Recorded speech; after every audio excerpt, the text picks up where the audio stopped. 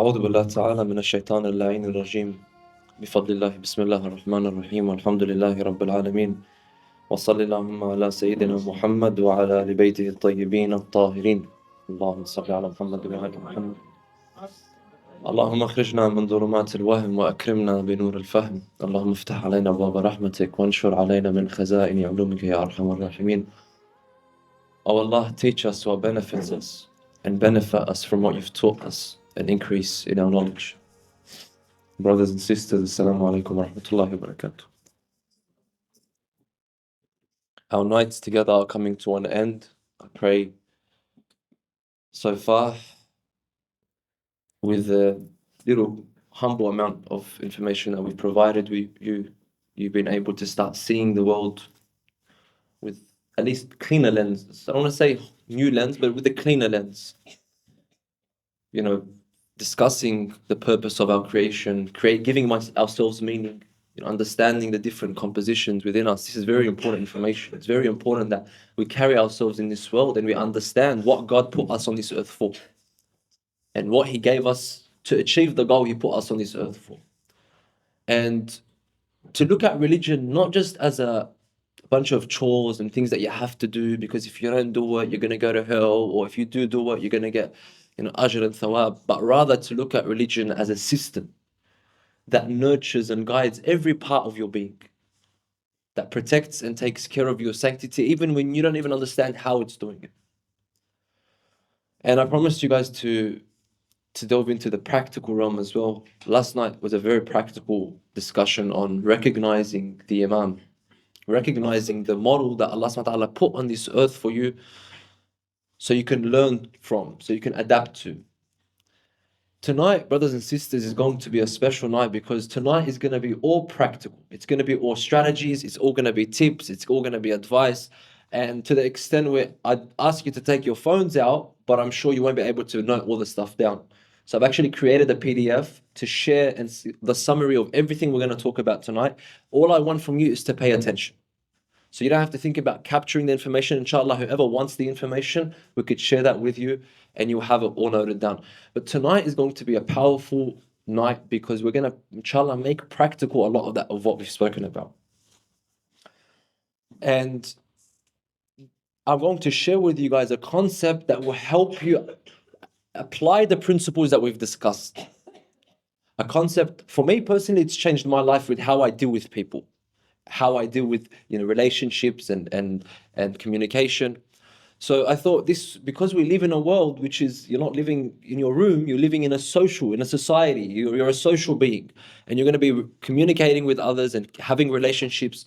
So to apply the principles of what I'm going to share with you to develop your relationships, to understand people more, will be a very powerful move in your journey to self-mastery. And inshallah, we'll apply it to the Prophet, we'll apply it to the Ahlul Bayt alayhi salam, and inshallah, it will be very powerful. This concept, brothers and sisters, I'll say what it is after. Salawat ala Muhammad wa ali Muhammad.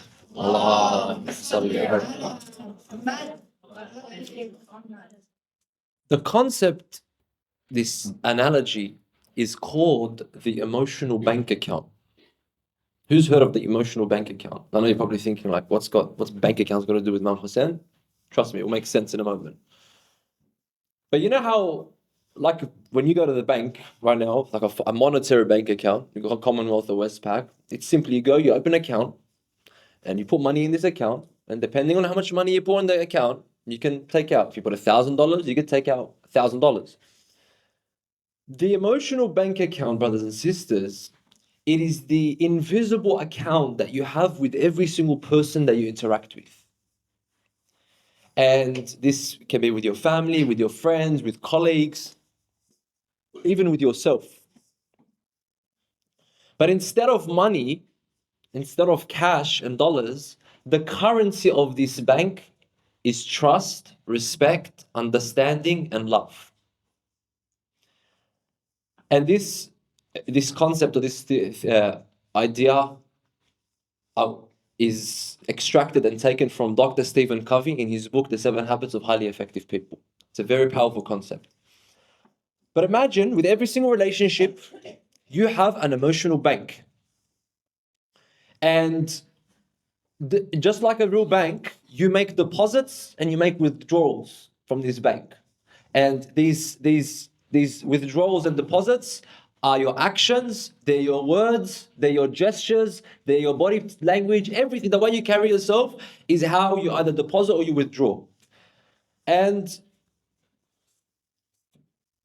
as we're going to delve into this, I want you to start, as we start talking about this concept, I want you to start thinking about your relationships. I want you to think about what are the deposits you've made? What are the withdrawals you might have taken? And most importantly, how you can start increasing this balance with very precious and important bank accounts that you have, emotional banks. And remember, brothers and sisters, this is extremely important and crucial in your journey of self-mastery. Because ultimately, you're going to be interacting with a lot of people in life. And if you don't understand how to connect and communicate and interact with other people, then you're going to be causing yourself a lot of hardship down the road. So let's begin. Inshallah, I'll explain this analogy more and then we'll dive deep into it. Sallu ala Muhammad wa ali Muhammad.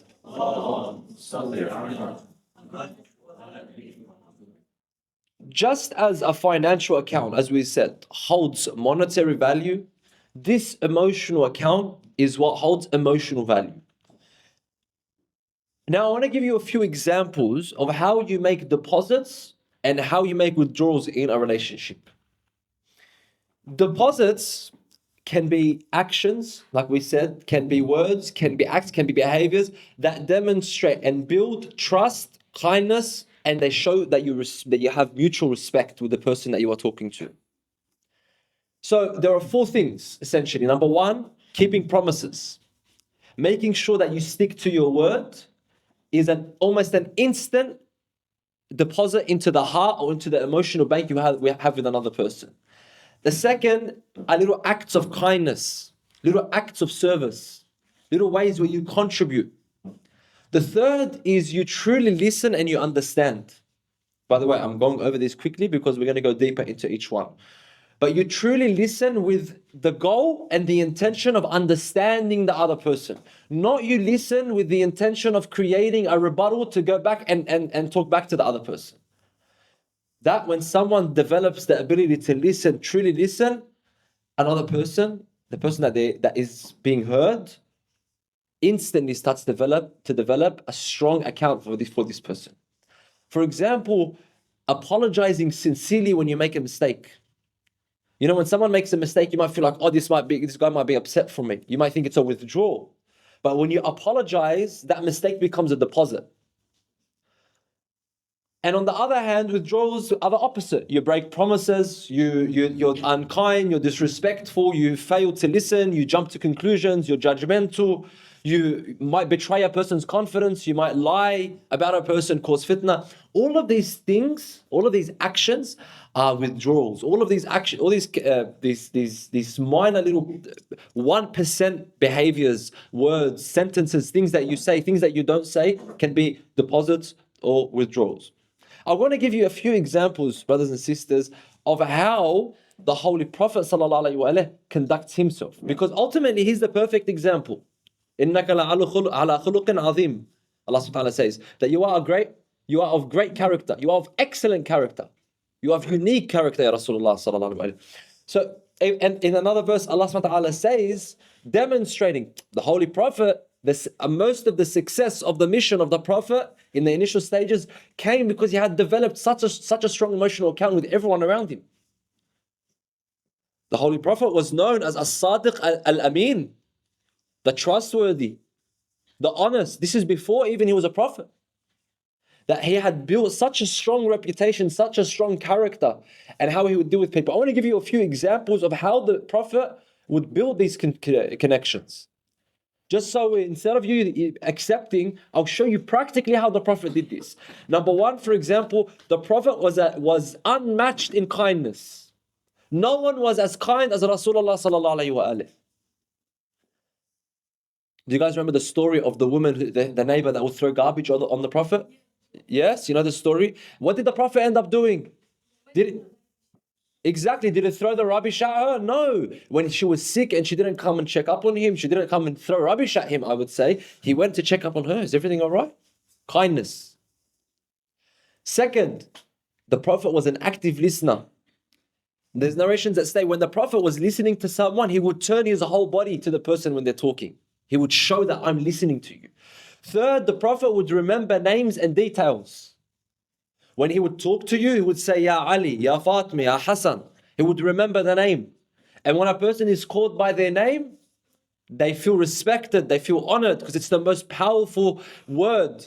Dale Carnegie has this in his book. He says, the most powerful word, the most powerful sound to a person in any language is the sound of their name. The Prophet remembers their names. Fourth is, if he wanted to correct someone, he would do it in the most slightest and most respectful of ways. Number five, he would constantly show appreciation and gratitude. He would express it. And these are all little deposits. Yeah, these are deposits into the account of the people around him. Six, the Prophet ﷺ was empathetic. He had the highest form of empathy and compassion. So, taken from that, since now we've looked at the Holy Prophet and he is the excellent example, he is the one that we want to emulate in life, how can we start to observe the emotional accounts that we have with other people and start saying, I want to build this account. I want to start building, because a lot of the time when you've depleted your account, actually I'll give you an example for one of my students.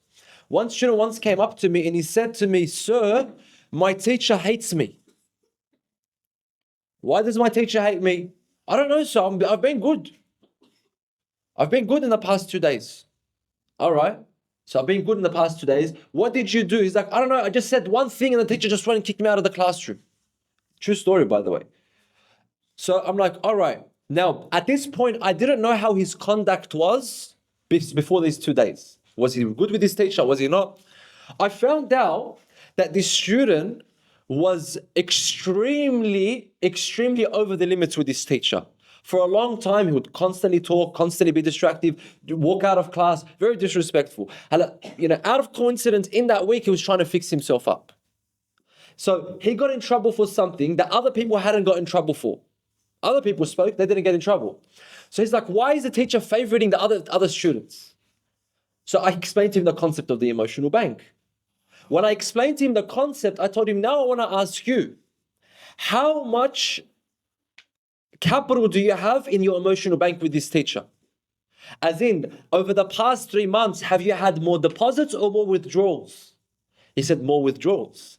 I'm like, okay, if I went to the bank and I put $500 in, and I came and I withdrew $500, and then I kept withdrawing, and I kept withdrawing, and I kept withdrawing, would they let me take out? They say, no. I'm out, I can't withdraw. I said, so you are now trying to have a teacher to treat you with respect, whereas your emotional bank is depleted. A wife and a husband have an argument. The husband disrespects and goes overboard. And then he comes and he says, I'm sorry. And then the wife doesn't like that. Like, that's not enough. And then he gets upset, but I said sorry. So hold on a second. The withdrawal of you being abusive was, let's say, $300 worth of emotion, yeah? Whereas the deposit with a sorry was $20 worth. The sorry was not equivalent to the withdrawal. So if you want to truly make up for your apology, for your mistake, then you have to do more than sorry.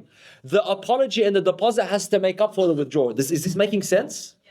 It's making sense, everyone? So I'll give you some 5 examples that you can apply so you can know, how do I make positive deposits into other people's emotional banks? And I chose these examples because they can apply to everyone, whether you're young or whether you're old. And then I'll give you 5 examples of negative actions with our withdrawals from your bank account. Sallallahu alaihi Muhammad. And remember, we are extracting this from the Ahlul Bayt alayhimus salam, and we're applying it in our day-to-day life. Number 1 is, if you say something, do it. Keep your promises, especially parents with their children. Especially parents with their children. Keep your promises with your children. Because if you don't keep your promises with your children, then they will think it's okay to not keep promises. Promising Following through. If you tell someone, I'm going to do X, say, I'm going to do X, I'm going to do X. If you cannot do X, then follow through and say, I'm sorry, see how I promised you? I can't actually follow through my promise. Number two, like Rasulullah sallallahu alaihi wasallam, active listening. If you're listening to someone's telling you a story, someone's telling you a joke, someone's telling you something that they're proud of, an accomplishment, something that they achieved at work, at school, listen. And when active listening, so there's different levels of listening, right? There's a form of listening where you're listening to reply. I'm listening and I'm waiting to reply. There's a form of listening where you're listening to prepare your rebuttal and your excuse. There's the third form of listening where you're actually hearing, you're not really listening. You just one ear through one ear, the next ear, and it goes out the next ear. Then there's another form of listening where not only are you listening, but you're engaged, you're asking questions, you're following through. Oh, no, wait, is that what she said? Is that what happened? Oh, no. And you follow through, you show your interest. You show that, oh, this actually interests me. I'm so happy that you're telling me this. I appreciate that you found that I'm a person that you can talk to about this. Active listening. Number three, acts of service. Acts of service is a very powerful way. When you do, for example, Hajj Zainab, is putting a lot of energy and time into making sure that these majalas are upheld in a proper way. If right now a few people after the program, they go and they clean up and they pick up all the rubbish and they make sure that everything is set up, that's an act of service without asking for permission, without saying, do you need help, without waiting for someone to tell you. You're walking on the street, you see rubbish on the floor, you pick it up, you throw it in the bin. This by itself, remember what we said a couple of nights? كُونُوا دُعَاةً لَنَا بِغَيْرِ أَلْسِنَتِكُمْ. Be preachers for us without your tongue, like this. It's like, cleanliness is from faith. All right, not only do I not litter, I will pick another person's litter up if I can see it, if it's accessible to me. I'll take that initiative. Acts of service, help other people. Number four is express your appreciation. Someone does something nice. We have this problem where we think it's negative, especially for men, to express our emotions, to express how we feel, to express when we're thankful, to express when we're grateful for something that the other person's done for us. We feel like, oh, if I express it too much, and it's gonna make me seem like I'm weak, or it's gonna. Expressing your appreciation for someone, expressing your appreciation. For example, your wife cooks. Thank you. What an amazing meal. I love this food. Your wife cleans up, and this goes both ways, right? A woman sees her husband showing some extra initiative in the home. I love that you did the dishes today. Thank you so much. You helped me. You know how much of a burden you removed off my chest? I was thinking about doing the dishes, and thank you for doing them. Or, you just showing that, having that nature of expressing appreciation and gratitude for each other, even in the smallest of little things. Assalamu alaikum. That expression, Assalamu alaikum, is a very powerful expression. SubhanAllah, I was speaking about it with a few friends last night, a few teachers. They feel like it's different when a student walks in the class and says Assalamu alaikum to the teacher treats them differently for the rest of the day. Simply because they express that. And by the way, this is subconscious. This isn't wallah, the teacher's thinking, oh, because he said Assalamu alaikum, I'm going to be extra nice. No. It's subconscious. It starts to impact you without you even realizing. And number 5, brothers and sisters, is forgiveness. Is be quick to forgive and be slow to take offense. Don't be offended very quickly from people. Don't take things personally from people really quick. Try and be as understanding as you can and as forgiving as you can. By the way, if you realize these actions, now ask yourself, if you had a friend, imagine your best friend, I told you, hey, did you know your best friend is very trustworthy. They keep their promises. They listen when they actually listen when you're talking. They serve when they try and help and do things without you even asking them. When they expect you to do something, when they expect, when they will do something for you without you asking them to do it. Or this friend also shows you appreciation. This friend is forgiving. You're like, what a beautiful friend to have. I want to spend a lot of time with this friend. So these are ways to start depositing into the bank accounts of other people. 5 examples of withdrawals are, let's flip all of those positives on their head. The opposite. When you break a promise, When you become a person that says, I'm going to be there at 5 o'clock, but you'll be there at 6 o'clock, and every single time it becomes a trend. I'm going to be there at this time, but I'm at this time. I'm going to do this, I'm going to do this, I'm going to do this, but you don't follow through on anything. You start to lose your respect from other people. You start to lose that bank from other people. Second, disrespect. You can have a very close friend, your best friend. When you start to withdraw from this account and you start to show more disrespect to this person, when you start to use harsh words, when you start to dismiss their feelings, this person slowly detaches because you're losing the capital, you're losing the leverage that you've gained with this other person. Third is you never want to be someone that betrays the confidence of another person. Because trust me, once you become that person, it will happen to you. You do not want to take the secrets of other people, take the trust of other people, and abuse that trust, and abuse those secrets. Number 4, you don't want to be judgmental. Once a person starts to feel judged, if you're speaking to your friend or your spouse or your child or whatever, and they start to feel like you are judging them, you know what happens? Instantly, the barrier goes up. There is nothing you can benefit this person. This is a very powerful tool in communication. When the other person you're speaking to feels at 1% that you are judging them, you are judging their feelings, instantly their barrier goes up and your ability and your potential to communicate and actually help this person reduces dramatically. You have to do the opposite. You have to understand their point of view. You have to go into the world. You have to wear their shoes, fit into their shoes. When an 8-year-old is talking to you, when a 12-year-old is talking to you, when a 16-year-old is talking to you, you want to become 16, you want to become 12, you want to go down to that age and see, if I was in your position, what would I be feeling? And speak to that. Not based on what you think and what you know, because you're not going to be able to influence them. You can only influence someone with what already influences them. So, and number 5 is selfishness. Who in the world likes a selfish person? Who likes...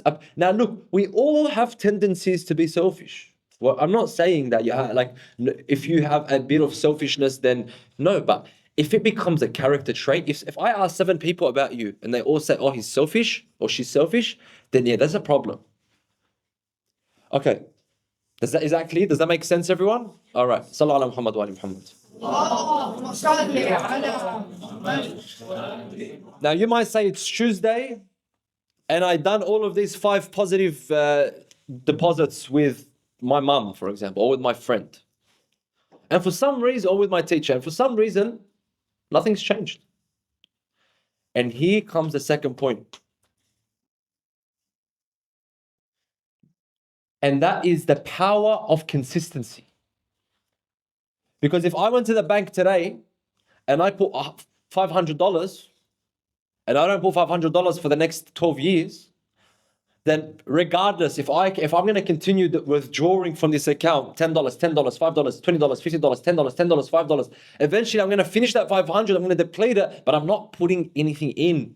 I'm not refilling that account. So you need to be consistent with your behavior. You need to be consistent with your deposits. It has to become a character trait.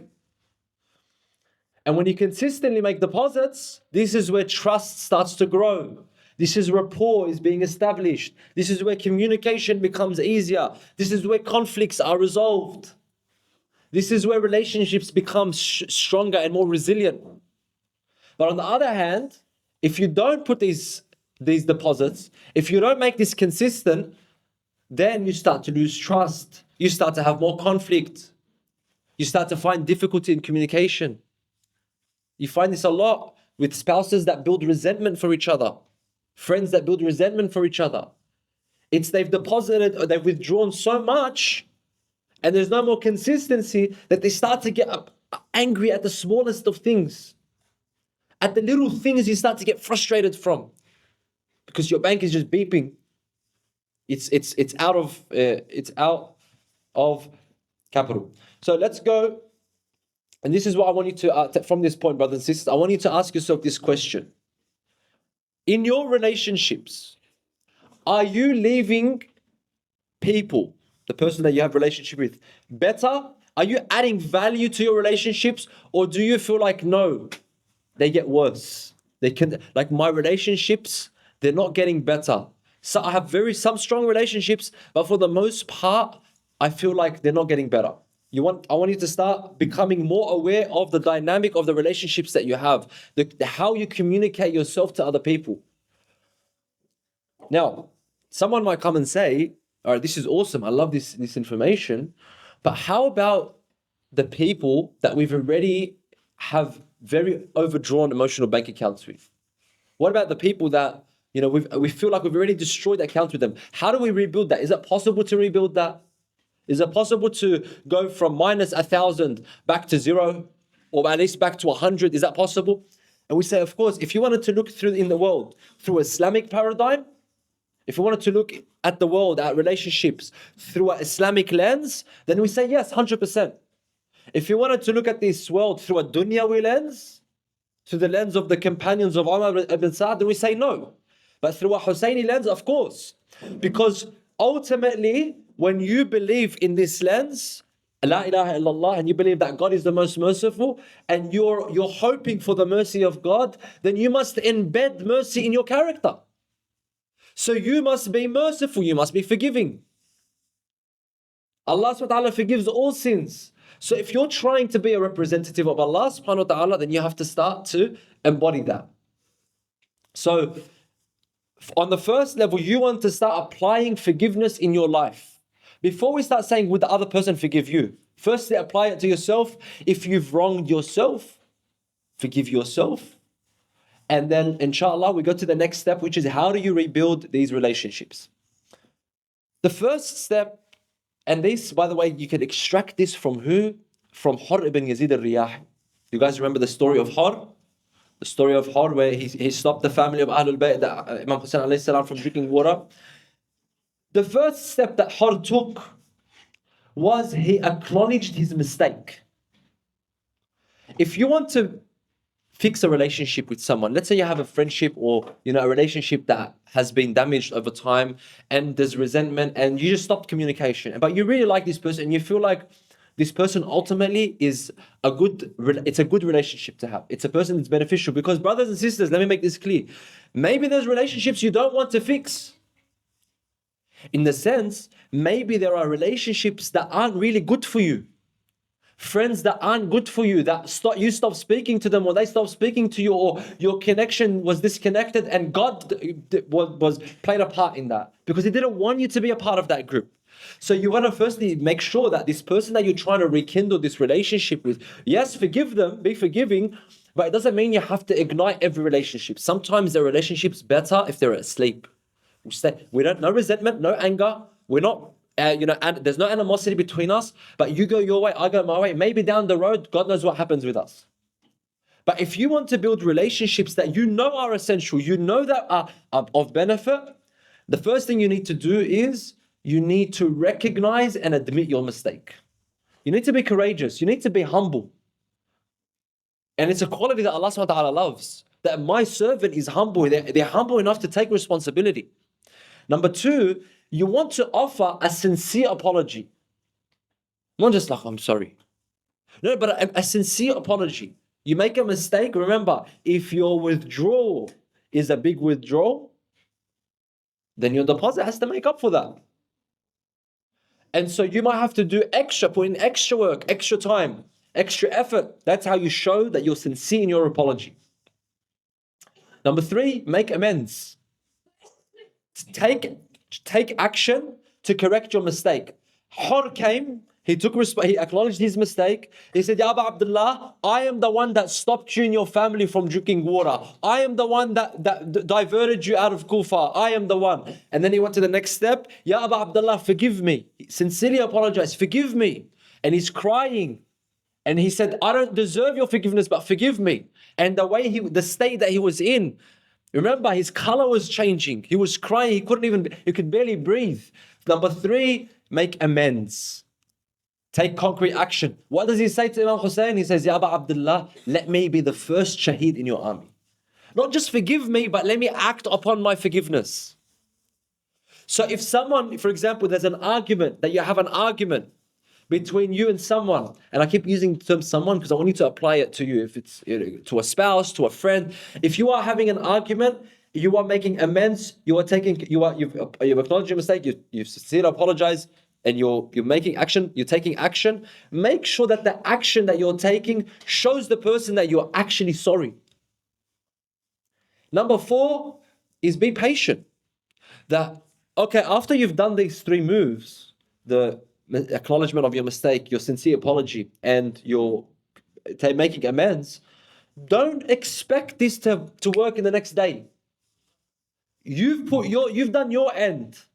You've done your role. Be patient. Allah subhanahu wa ta'ala, He's the one that can rebuild the hearts, and He's the one that can rekindle these relationships. He will soften the heart of the other person, or soften your heart, or play a role in that. But you just have to be patient. Imam Ali alayhi salam says, patience is to faith what the head is to the body. You need to exercise patience. Number 5 is, what, like we said before, consistent positive action. So you, with this person that you're trying to rekindle your relationship with them, like for example, let's say a son or a daughter makes a huge mistake with their father or their mother, and they want to rekindle this relationship because they feel like they weren't on haq, they weren't on the right. Then after they've applied the first 4 steps, they will try and always. We're talking about especially if they were the ones that did the wrong. They always try and make extra moves to show that they are apologetic. And number 6 is, sometimes you might not be able to do it by yourself. Sometimes you might need to get professional help. Sometimes you might need to get another person, a third party that you trust, to help, to hear the different parties and different perspectives. So, is that clear? These are the steps to rebuild your damaged relationships. Number 1, acknowledge your mistake. Number 2, sincere apology. Number 3, make amends. Number 4, be patient. Number 5, consistent positive action. Sallu ala Muhammad wa ali Muhammad. I told you there's going to be a lot of different tools here. So now I want to give you guys, we'll jump to Imam Hussain alayhi salam, Abu Abdullah Hussain. Imam Hussain alayhi salam, brothers and sisters, when I first came across the emotional bank, I think it was during the time of Imam Hussain in Muharram. And when I first came across the emotional bank, as I was reading it, I understood so much why the companions of the Imam were so loyal. But not just the companions of the Imam. Imam Hussain alayhi salam, if you realize, has deposited into the emotional bank of every single person that knows him, that recognizes him. Just to make that very important distinction. We spoke about that yesterday. In the heart of the one that recognizes Abu Abdullah, it's impossible but for you to connect to Imam Hussain alayhi salam. And I'm going to show you how. I'm going to give you certain examples of how Imam alayhi salam was making emotional deposits into the companions, even into the enemy army. That's why there was enemies crying for Imam Hussain. But that's what allowed the Imam Hussain alayhi salam's his interactions that were driven by principles, that were driven by compassion, that were driven by respect, by trust. He showed genuine care for everyone around him, for all the companions, from the moment that they left Medina, which led to, on the final night, Laylatul Ashir, when Muslim ibn Aus says, should we abandon you?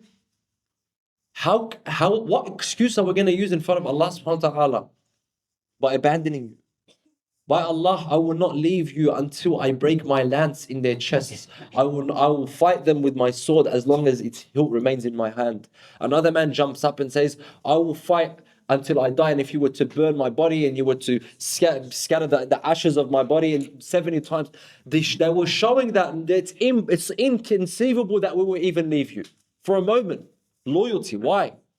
The Imam had deposited and had overflown the emotional banks of everyone around him through constant reminders. He would always remind them of their purpose. He would always remind them of their purpose. Number two, he was always inspiring them. How many sermons have you heard of Imam Hussain alayhi salam? He gave over 10 sermons in the final week of his life. And when we say sermon, we're talking about sermon. We're talking about the ones that shake the core of the human being. Three, he paid special attention to everyone. He would go and he would address each person's concerns. If he sees someone walking from his companions, from his family, they're upset, his little daughter, he would bring her, he would hold her. He was so empathetic, he was so compassionate, he was so loving. Like even to the enemy, where he would go and he'd feed them, he'd give them water, he'd go to the animals. The horses' feet are boiling and they're burning from the sands of Karbala. He'd take water and put it on the feet of the horse, the hooves of the horse. Feet. The hooves of the horse. Imam Hussain alayhi salam paid special attention to everyone. And another powerful thing was he offered them a choice. He told them, if you guys want to leave, I'm telling you leave. Like he didn't make them feel like if you leave me, I'm going to be so upset. Say in Arabic, like I'm rabbihun jamila. He didn't rabbihun jamila for being there. He told them, if you want to leave, leave. I'm telling you, leave. هذا الليل قد غشيكم. It's night time. He put out the candle. No one can see, so no one gets embarrassed. He says, leave. And I will grant you Jannah, because you've stayed with me up until now. You deserve heaven. You can leave. He gave them the option, whereas they stayed. And of course, he expressed his gratitude to them. He says, Imam Hussain alayhi salam, on the night before the 10th, he says, I do not know of any companions more loyal and devoted than my companions, nor a family which is more righteous and kind than my family. May Allah reward you all generously on my behalf. Allah subhanahu wa ta'ala, He shows us this. He gives us these examples. Sallu ala Muhammad wa ali Muhammad.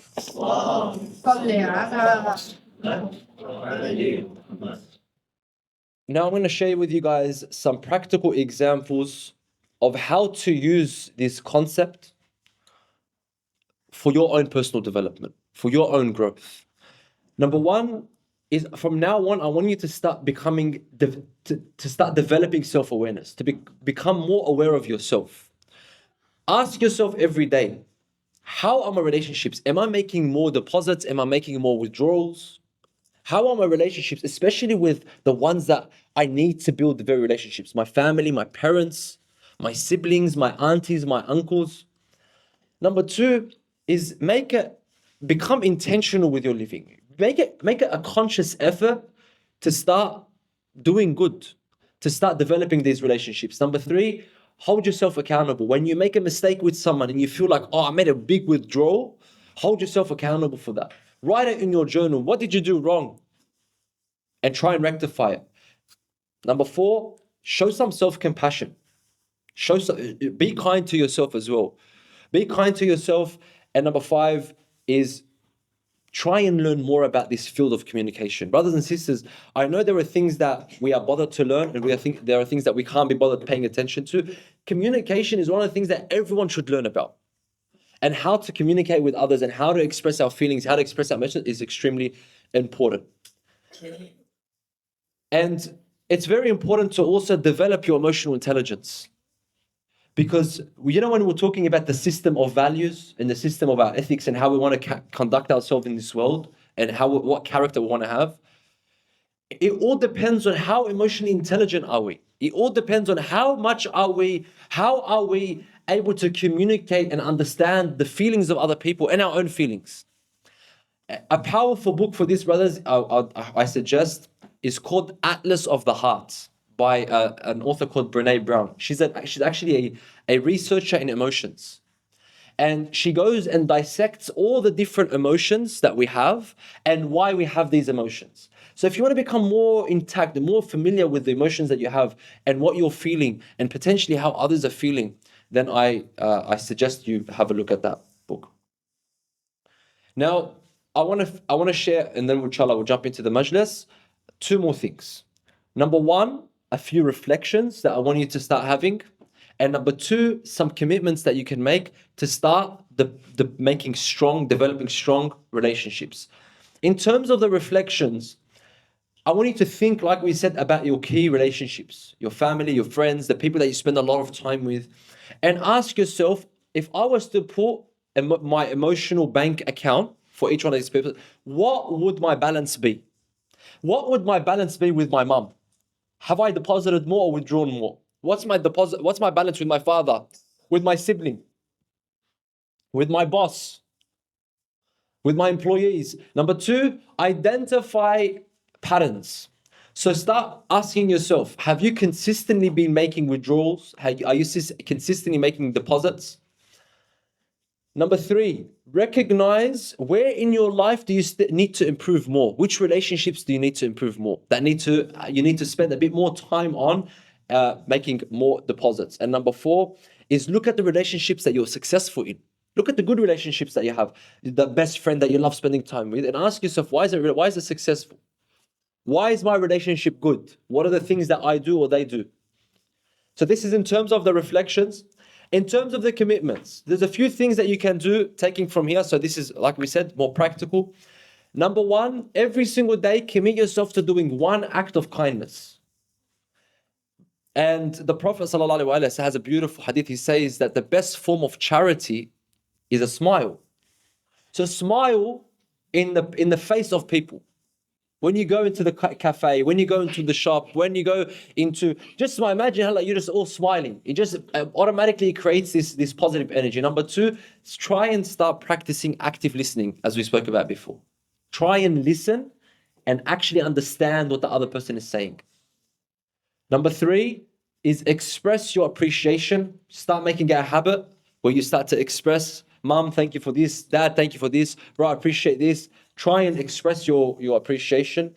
Four, be okay and be open to seek forgiveness if you have wronged people, if you have made mistakes, if you have relationships where you feel like you've trespassed certain boundaries.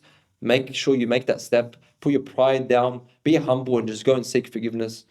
And make sure you dedicate time every day to learn and grow, to develop this side and to nurture this side of you. صلوا على محمد وآل محمد.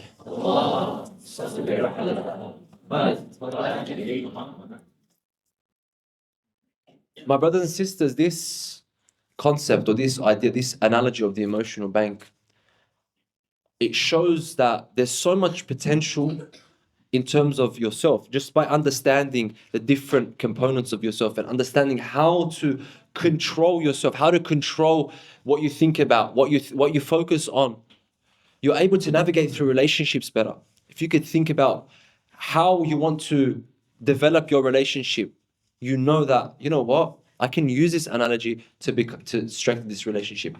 Imam Hussain alayhi salam in Karbala, as we mentioned, he had portrayed this at the highest level. But one very powerful example was in the story of his son Ali al-Akbar alayhi salam. Let's go to Karbala, brothers and sisters, where you'll see a living manifestation of an emotional bank account which is overflowing with deposit. If you want to see an account which is overflowing, that has excess, that is truly rich, you go to the example of Imam Hussain alayhi salam and Ali al-Akbar and see the connection that they had.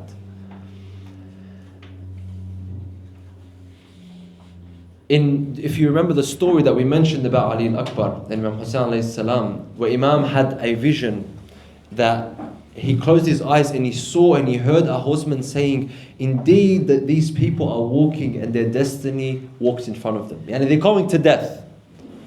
And he woke up and he was saying, Inna lillahi wa inna ilayhi raji'un.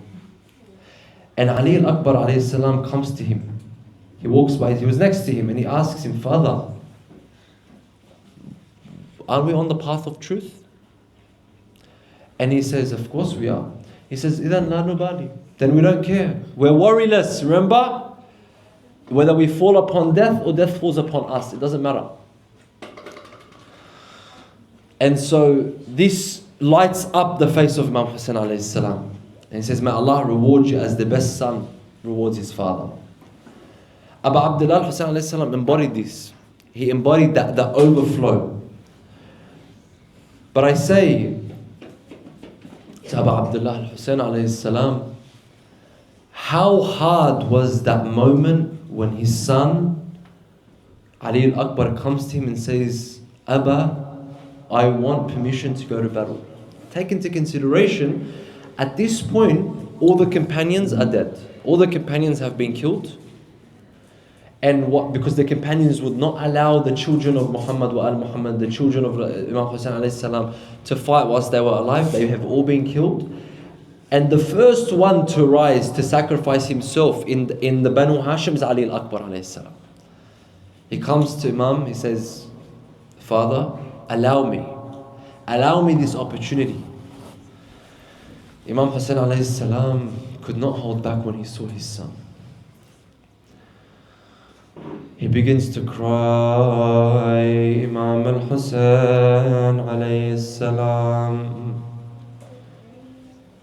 He puts his hands behind the neck of his son. He pulls him close to embrace him. Imagine this scene, brothers and sisters. He's showering his son with kisses. The narrations stay until his tears and the tears of his father begin to mingle together. He begins to bid farewell. He bids farewell to the woman, Ali al-Akbar. They plead with him, Arham ghurbatana ya Ali, fala taqata lana ala firaqik. Have mercy on us, Ya Ali, for we cannot bear your departure. However, Ali al-Akbar was determined to sacrifice himself for Abu Abdullah, to sacrifice himself for the message of his grandfather Rasulullah. Ali al-Akbar is prepared to go to battle. He goes to the battlefield and he begins to scream and advise the people, and he screams out this piece of poetry. He says, Ana Ali ibn al-Hussein ibn Ali, نحن وبيت الله أولى بالنبي. تالله لا يحكم فينا ابن الدعي، أضربكم بالسيف حتى ينحني، أطعنكم بالرمح حتى ينثني، ضرب غلام هاشمي علوي. Ali al-Akbar rises to the battlefield and he says to the enemy, I am Ali, the son of Hussein, the son of Ali. By the Prophet, our house is closest to Allah's decree. By Allah, the impostor's son shall not rule over me. I shall strike you with my sword until you flee. I'll pierce you with my lance till you bow and play. The stroke of the Hashmi, Alawi, you will see. After inflicting a grand defeat upon the crowd, he returns to his father, Abu Abdullah, and he begins to lament about the agony of his thirst and his pain. To his noble father, his thirst he does share. None to complain but the one who truly cares. Oh Father, a sip of water for my liver craves. Against the crowd I stand alone and my strength wanes. Ali al-Akbar returns to the battlefield and he continues to fight with his sword, and they flee from him until a man by the name, a cursed wretched man by the name Murrah bin Munqidh al-Abdi approaches him, saying, the sins of the Arabs are upon me if I do not burden his father with him. as Ali al-Akbar was chasing a group of the enemy, this man came from behind him and he struck him on his head and he split his helmet.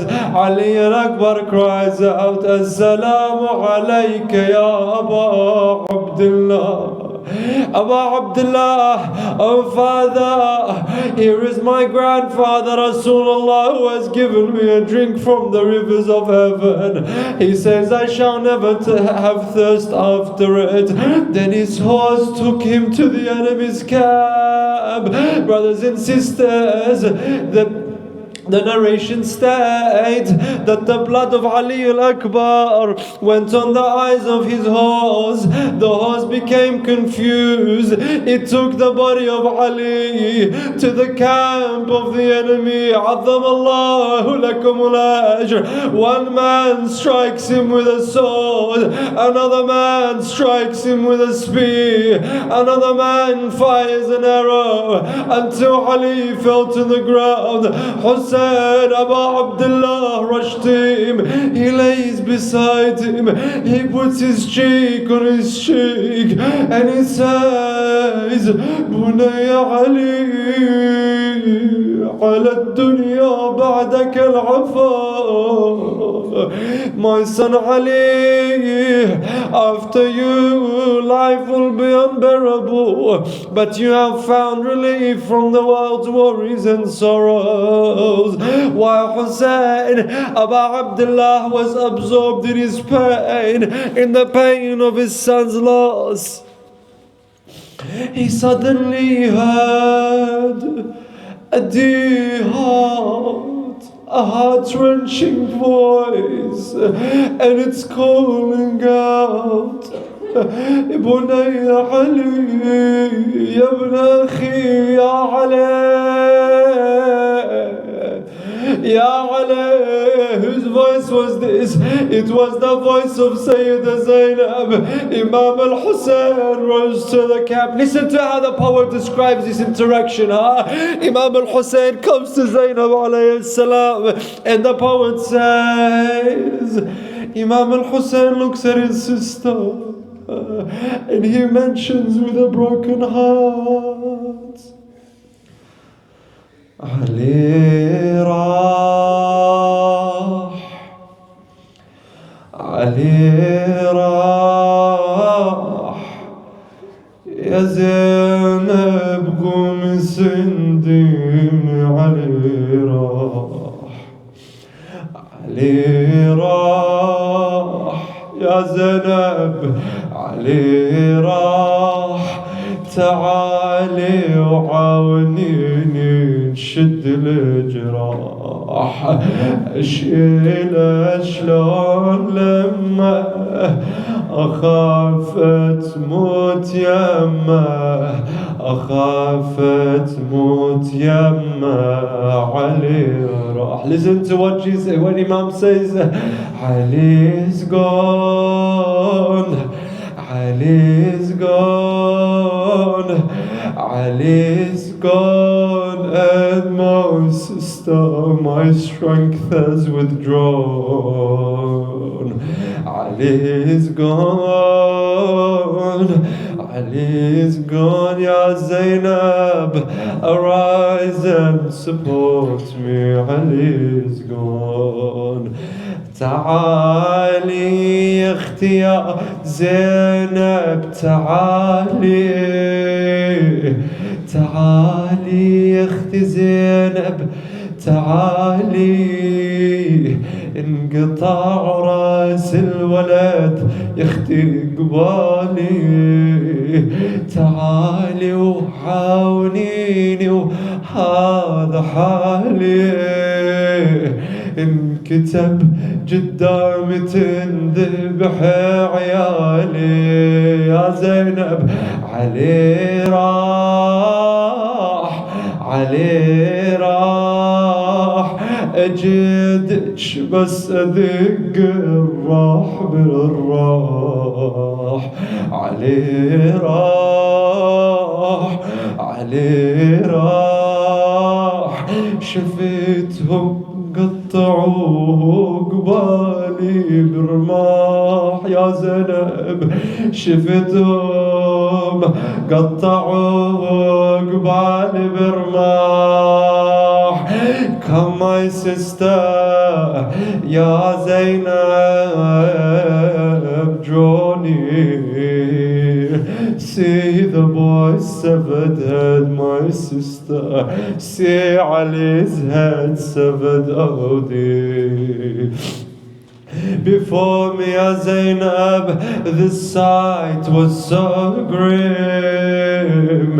Help me endure, my eyes are growing dim. Ya Zainab, it's written that all my children shall be slain. Ali is gone, leaving me in so much pain. I come to you, sorrow upon sorrow, my Zainab. Ali is gone, what of tomorrow? Ali راح يا زينب, Ali راح. Zainab, listen to how the poet describes this. He says, Ya Zainab, they cut him before me with their cruel spears.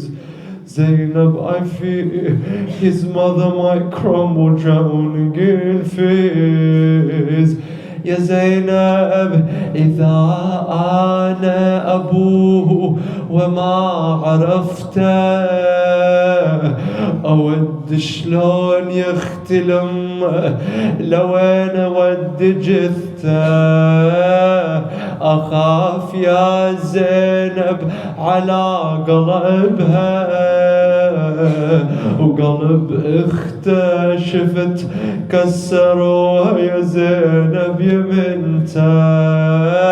Zainab, if I, his father, can't recognize him, what about his mother?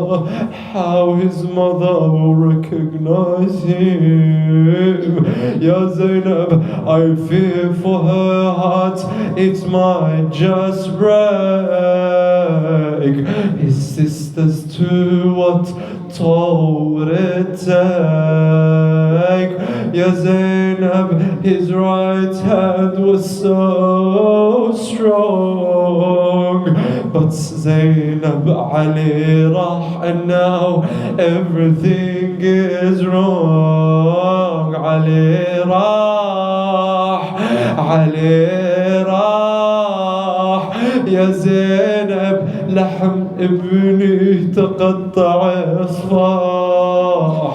علي راح يا زينب, علي راح.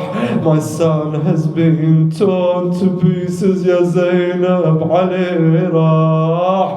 يا زينب بالبواجي ساعديني على ابني, ليت ما فتحت عيني على صدرك يا اختي يا زينب, خذيني.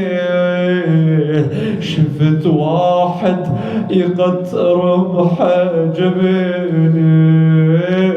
يا زينب, aid me in this dreadful fight. I wish I didn't have to see this sight. Oh Zainab, on your chest allow me to rest. I saw them kiss my infant's breast.